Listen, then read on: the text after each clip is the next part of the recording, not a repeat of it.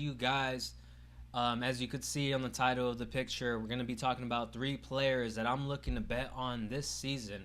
I've already put my money in on them, did a couple of parlays, and yeah, we're going to start with the first player. And one of my favorite players this year, who I think is going to be a baller. He's going to have over 1,200, maybe 13, 1,400 yards, probably 10 receiving touchdowns. And coming out of college, I honestly didn't expect much from him. Wide receiver from Washington. I just thought it was kind of overrated for some reason. I thought he was a little overrated. But then I started looking into his film. Obviously, he has the structure. He's 6'3", 215. When they brought in Keenan Allen, a light bulb went off in my head. I was just like, this guy is going to learn from Keenan Allen, who I believe he should play similar to Keenan Allen, kind of being either wide or slot, but being somewhat sudden with his routes, kind of getting elusive so he can get that separation.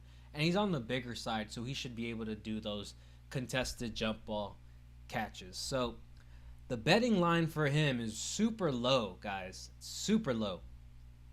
825 and a half is what they're expecting for his yards, and they only expect 5.5 touchdowns on the season, with the over being the underdog. Just freaking crazy, like last year he had 54 receptions, 734 yards, and 3 touchdowns. Okay, so yeah, he did hit under on both of those numbers. However, you had Rome Odunze, you had a worse O-line, you had Matt Eberflus, who freaking sucks, and Caleb Williams' first year. Caleb Williams was ecstatic when he got drafted, a few picks after him. They already were building rapport even before the draft. Now they have a second season under their belt together. I think they're going to take off. Rome Odunze is going to have like 1,200 yards at least, in my opinion, this season. So let me make my case, because I already said enough right now. But one of the things that I really like about this team is that they picked up Ben Johnson, right, from the Lions. And he was the offensive coordinator from the Lions in the same division, right? Didn't leave division, so he knows the defenses he's going to be playing against. And as you can see with this whole offensive lineup that they're going to have, they made a huge improvement on their O-line. A drastic improvement on their O-line. Signing Joe Thuney from the Chiefs, Super Bowl champ, one of the best guards in the league right there. Then they picked up Drew Dalman. I think he was on the Falcons. Rated the 4th best center last year. Still in his prime, was drafted in 2021. Then they pick up Jonah Jackson. Well, I forgot who he played for. I think for the Rams last year. And he's on his 5th season, so he's in his prime as well. Then you still have, Darnell Wright on one side, first round talent. It's going to be his 3rd year, so rated the 16th best tackle. And then on the left tackle, you have Braxton Jones, 22nd best tackle. Is going to be his 3rd year as well. So guys, you guys could see after everything I said, new offensive coordinator Ben Johnson, he's a head coach, but as an offensive coordinator with the Lions, they were able to put up over 65 touchdowns on the year. And another important stat to bring up, because I think Caleb Williams is going to have a great season this year. He's going to have, in my opinion, over 4,000 passing yards, and this is why. Ben Johnson coaching Jared Goff never had under 4,000 passing yards. So Jared Goff under Ben Johnson never threw for under 4,000 passing yards in the season. And remember, Jared Goff is a pocket passer. Yes, he has more experience. He's been in the league longer. But what makes Caleb Williams different is he is more dynamic. He's going to be spreading. He's going to scramble outside the pocket, extend the plays. And if you guys see on some of the film, was able to do that with Rome Odunze, finding him off of a broken play. So there's so much to say. There's so many pieces that they just added, right? Even with Colston Loveland, even with Luther Burden, you still have DJ Moore.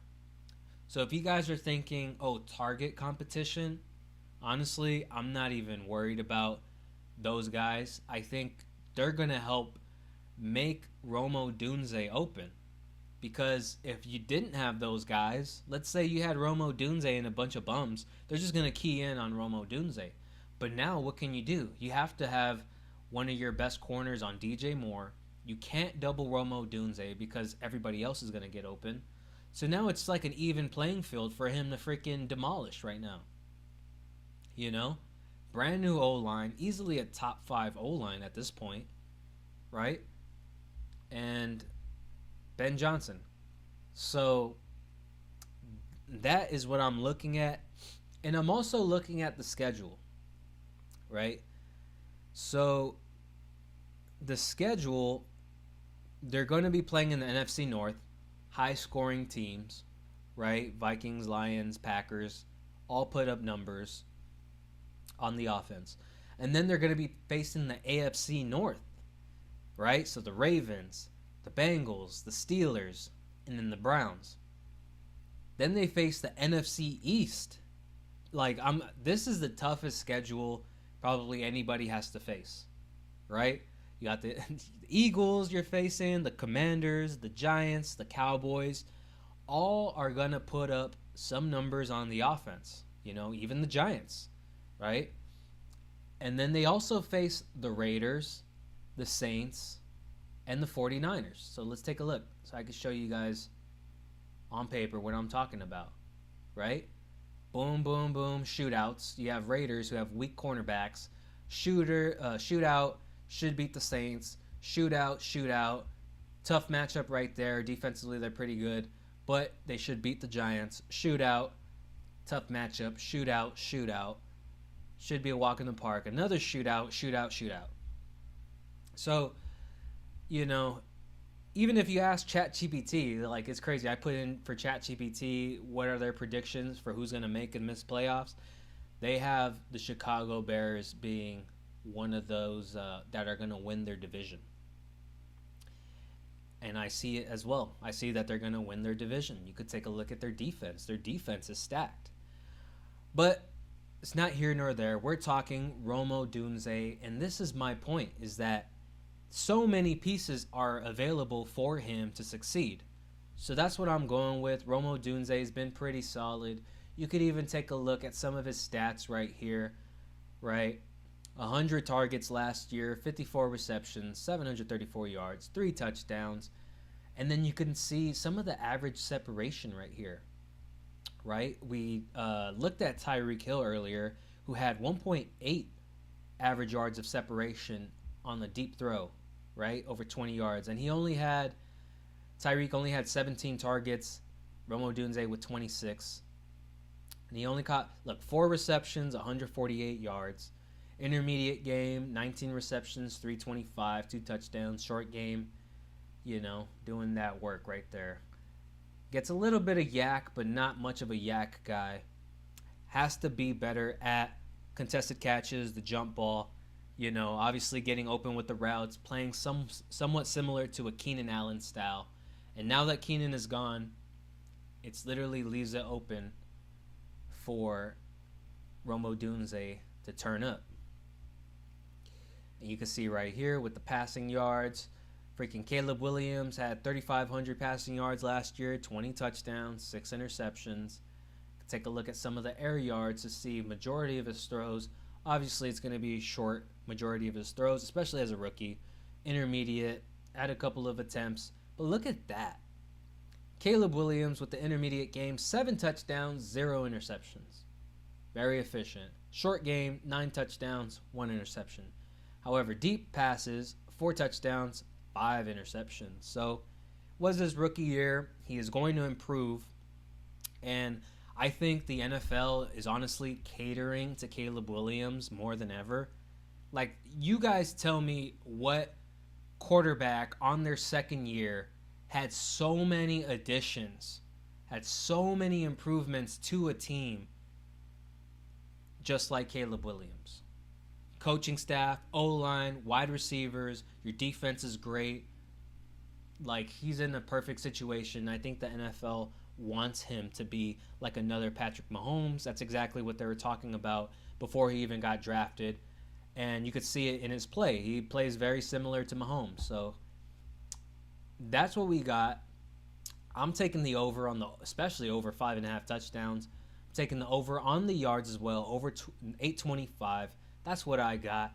You guys let me know what you guys think about this pick and put it in the comments.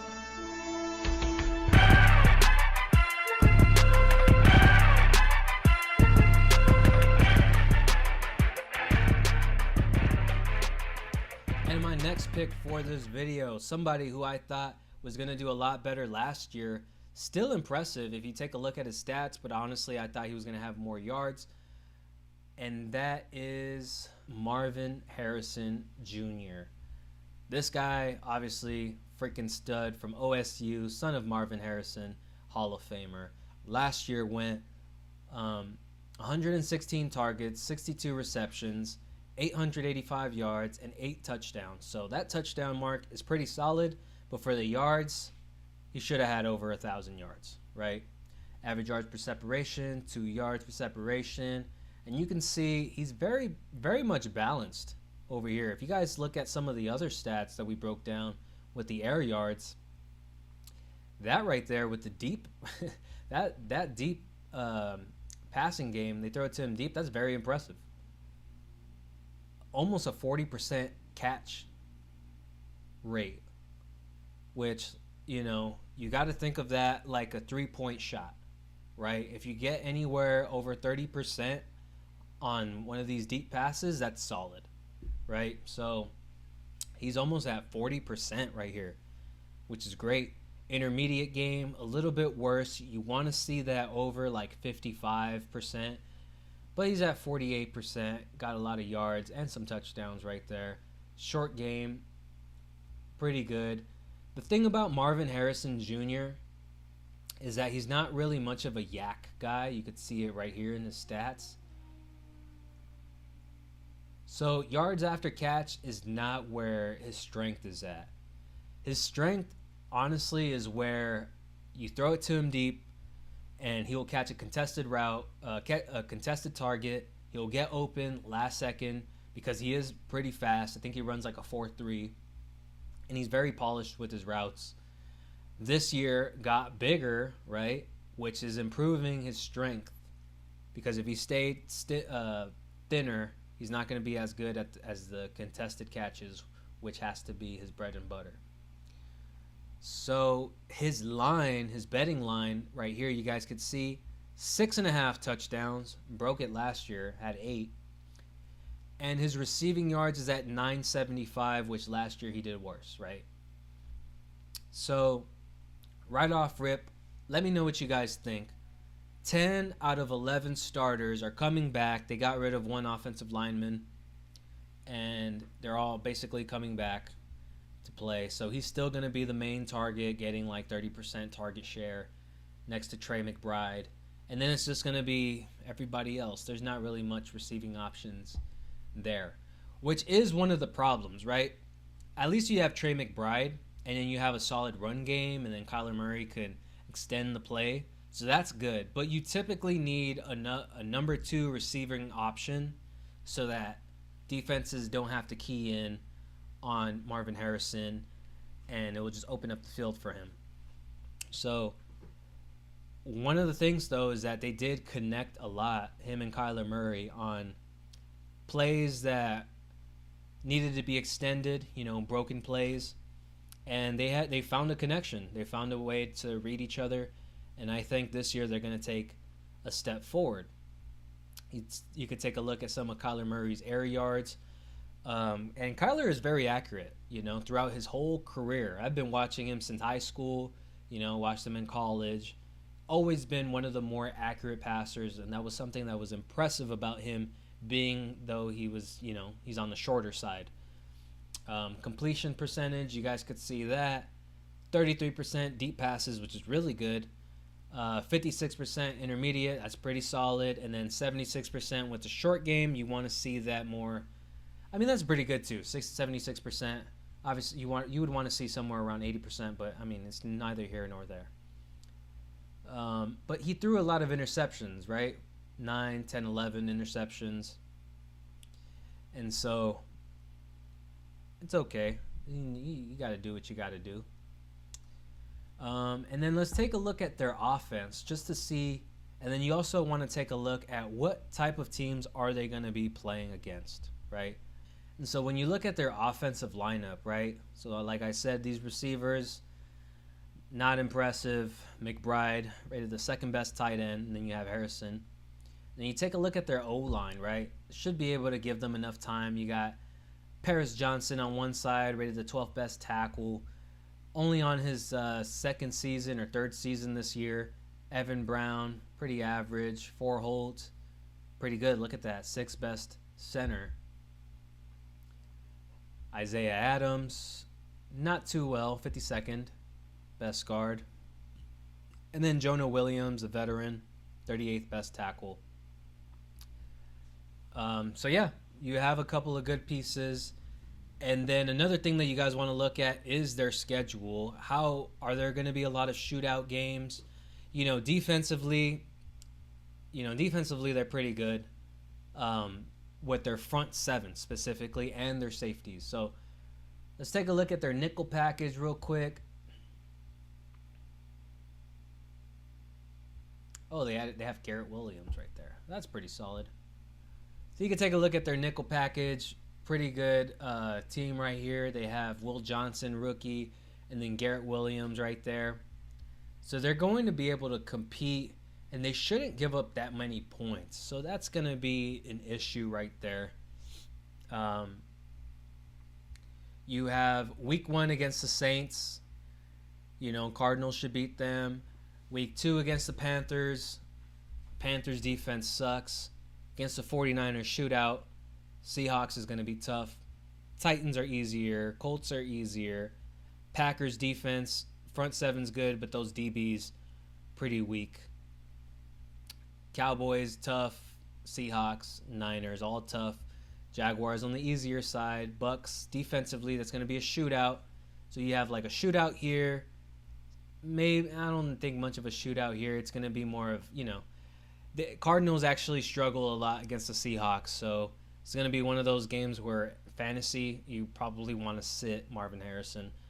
Then they have the 49ers, who actually Marvin Harrison does well against the 49ers. Jags, offensively improved, should score a lot. Defensively, pretty suspect. Same with the Tampa Bay Bucks, right, with their DBs. Same with the Rams, should score a lot on offense. Their DBs, pretty soft. Texans, however, scores a lot of points. Defense is solid as well. Falcons, Bengals, Rams. So a good amount of shootouts, a little bit of competition. But I think, and maybe you guys can tell me if I'm wrong, but the over on the 975 just seems like such a slam dunk to me. And also the over on the 6.5. Just seems like that line is too low. If the touchdown was like at 7.5, 8.5, then it would be challenging, right? But 6.5 should be doable. It should happen. And yeah, that's what I got for this one. Let me know what you guys think. Do you guys like Marvin Harrison this year and the Cardinals? Do you like Marvin Harrison to put up these numbers and score over 7 touchdowns? Let me know what you guys think. Right now, we're going to go to the next pick.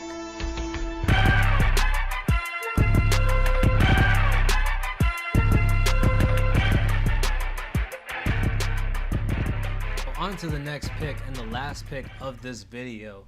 A lot of people were optimistic as soon as their quarterback got drafted. We're thinking right away, fantasy purposes, might want to consider picking up this guy. He might be a gem. And that is Calvin Ridley. You guys know about Calvin Ridley, how good he is, how good he's been these past 2 years, even last year. Being able to put up 64 receptions, 1,000 yards, 4 touchdowns with Will Levis, guys. Tell me that's impressive. Please tell me that is impressive, because Will Levis last year put up only 2,000 yards. And Westbrook Akine, who was also on the Titans, put up like 700 yards. 13 touchdowns, 12 interceptions. This is who they had last year, and Calvin Ridley was still able to put over 1,000 yards. So what makes us think, this line is at 900 yards? What makes us think that now with Cam Ward under center, improved O-line, and also better receivers to help open up the field for Calvin Ridley, what makes us think that this is going to go over? Or what makes us think it's going to go under? Right? 900 yards and then 5.5 touchdowns. Last year had 4 with Will Levis. The year before had 8 with Trevor Lawrence and 1,000 yards. But check this out. That year in 2023 was the year after his suspension. So he was very much rusty. New quarterback, new system. Still put up 1,000 yards, 8 touchdowns. Dropped the ball a lot. Was stepping out of bounds a lot, but was still dominant, being able to get open. And you can see it right here, some of his average yards separation. Last year being better than the year before. 2.7 average yards per for separation per target. And you guys could see it right here. Isn't much of a yak guy, right? Only had less than 300 yards for the yards after catch.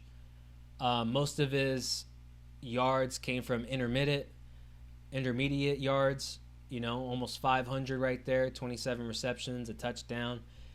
Deep passes, was able to score more with 3 touchdowns, only 8 receptions.